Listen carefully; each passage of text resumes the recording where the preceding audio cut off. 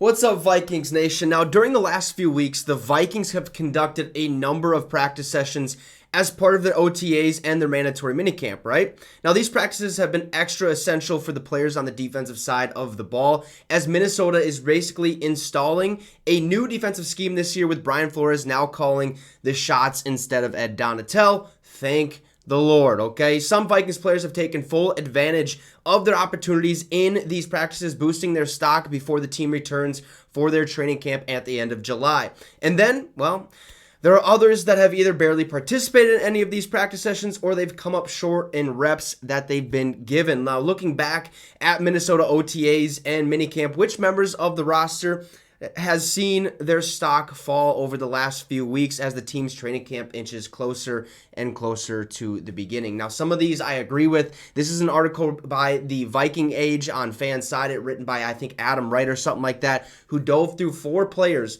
that the Minnesota Vikings have that their stock has fallen. The first one I don't really agree with, but I guess you can kind of say, yeah, maybe it has fallen a little bit, is Jordan Addison, our first round selection. It says, Addison took part in Minnesota's rookie minicamp in May, but he suffered an injury that wound up preventing him from participating in any of the team's other OTA practices and their mandatory minicamp. Now, when Addison was drafted, many penciled him in as Minnesota's number 2 receiver for the upcoming season, but with his inability to practice this spring, KJ Osborne appears to be currently in the lead to open up the 2023 season as the Vikings' other starting wide receiver next to Justin Jefferson. Now, that can obviously change, right? It's not like Addison's stock fell dramatically during the last few weeks, but being unable to practice certainly isn't something that helped him either.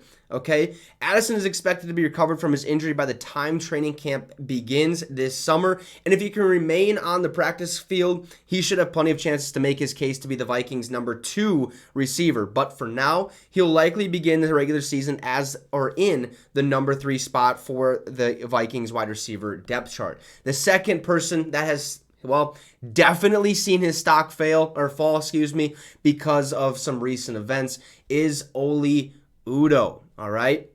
This is along with center Garrett Bradbury and running back Alexander Madison. Another one of Minnesota's surprise re-signings this offseason was offensive tackle Oli Udoh. Udoh spent the 2022 season as a backup for the Vikings after a disastrous stint as the team's starting right guard in 2021. Now, since Minnesota's new regime didn't draft him, most assumed the team would move on from him when he became a free agent back in March, but we needed the depth, so we brought him back. But then the Vikings decided, like it said, to re-sign him. Minnesota only brought back Oli Udoh on a 1-year deal, but the fact that the team re-signed him at all was a surprise on its own. With Brian O'Neill still recovering from an Achilles injury, Udoh got a bunch of snaps at right tackle with the first-team offense during OTAs and minicamp, but he also reportedly shared some of the first-team reps at right tackle with second-year offensive lineman Vidarian Lowe, according to Fan Nation's Will Regatz.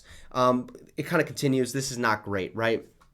We heard about this last week, a little bit of the incidents with Oli Udoh. It said, then there's the recent news about Udoh getting a trio, not one, not two, a trio, 3 of them, of driving citations in the month of May, including one for reckless driving. This is after the Minnesota offensive lineman was arrested last October in Miami, Florida for disorderly conduct. His charges were later dismissed. Now, Udoh is not worth the hassle if he keeps getting himself into trouble off of the field, and if he ends up losing more reps to Lowe in training camp, then the Vikings might decide to move on from him before the start of the regular season. I hate this. I hate that players think that they're on top of the world when really they're just another human being. They're just the same as you and I. They just make a little bit more money, okay? So the fact that they want to go out and act, reckless, dumb, it just eats me alive. Like, come on, man. Like, you have everything you've ever wanted. Your dream has come true.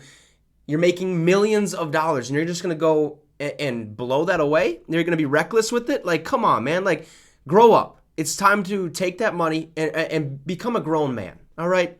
Your family's set up for the rest of your life and stuff like that. Hopefully he can, fix his off-the-field issues and just become, a better human being himself. These are obviously not great, so we'll see what happens with Oli Udoh moving forward. The third person that has seen their stock fallen, this guy we drafted, kicker out of Georgia, I believe, Jack Podlesny. Not great. Now, Greg Joseph hit a number of last-minute field goals for the Vikings last season. Greg the leg, thank you. But overall, Joseph's performance in 2022 was terrible, apparently. I don't think it was that bad, but, it's It's better than what we've seen in the past.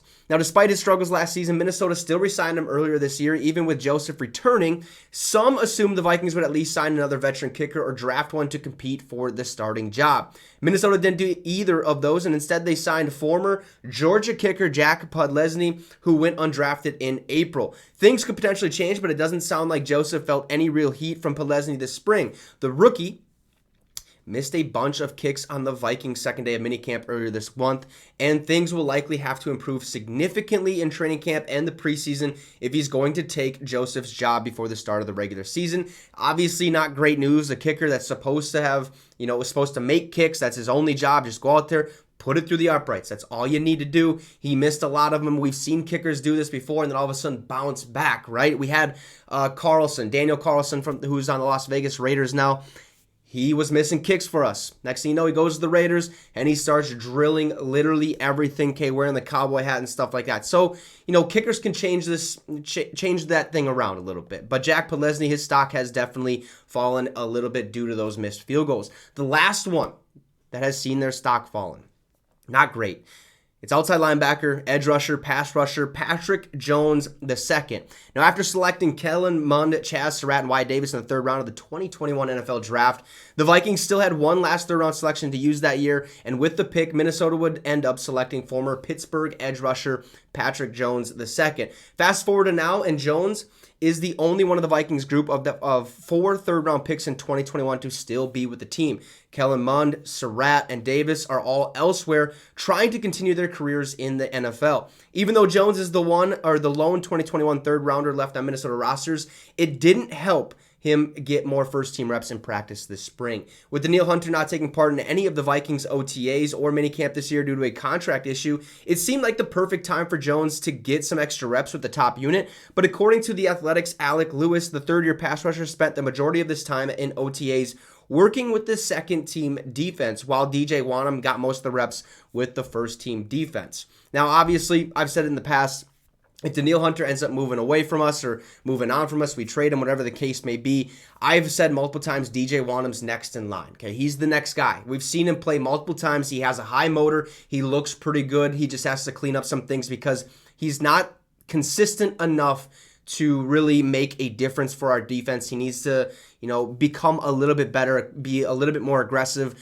but not too over aggressive, right? You want him to make some plays and be consistent. That's what we're working on right here. And look, it is what it is. These stocks have fallen a little bit. OTAs, mandatory minicamp, really don't mean diddly squat, okay? They don't mean anything, right? It's just getting back into the groove of things. Let's see where we're at as a team, where we like players, where doesn't this player fit in schematically and stuff like that. So it really doesn't mean too much. Addison's going to be just fine. Oli Udoh, we hope, is going to be fine. But at the same time, clean up the off-the-field issues, and then we'll kind of move on from there. Jack Podlesny has a long road ahead of him if he wants to take Greg Joseph's job. And Patrick Jones II, I don't see us letting go just because you never know what happens, injuries. If we release Danielle Hunter and stuff like that, what could happen? And he has stepped in before. He's done an okay job. And I think for the price that we pay for him, I think he'll be A-okay. So we'll see what happens. You guys can let me know in the comments what you think about all this. Also, drop a like and subscribe to the channel. It'd be much, much appreciated. Have a great rest of your night, folks. And Skol Vikes.